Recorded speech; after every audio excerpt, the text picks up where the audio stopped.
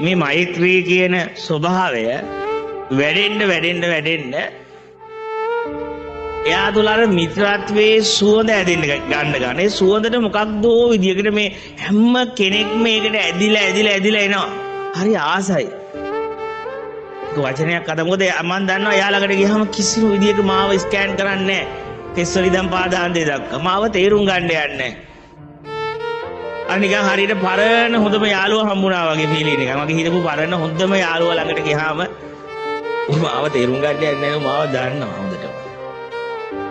ඒ වගේ හොඳම යාළුවා. අවුරුදු 20කින් හම්බුණත් 30කින් හම්බුණත් ඒ අපිට කිසිම ආගන්තුකවක් තේරෙන්නේ නැහැ. කිසිම ආගන්තුකවක් දැනෙන්නේ නැහැ අපේ ඇතුළට. ආන් ඒ වගේ මෛත්‍රියෙන් ඉතිරිච්ච කෙනෙක් පිරිච්ච කෙනෙක් ළඟට යද්දී අපිට හිතෙනවා මම මේ ආදරේනේ හැමතැනම හෙව්වේ.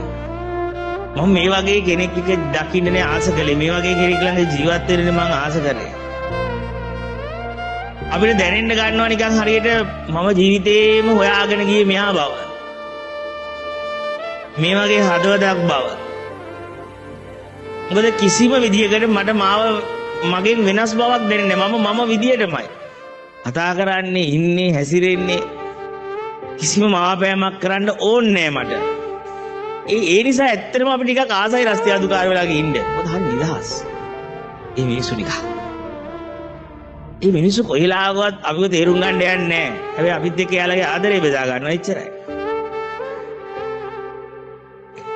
විඳින්න පුළුවන් ආදර සද්ධාාවක් වගේ එකක්.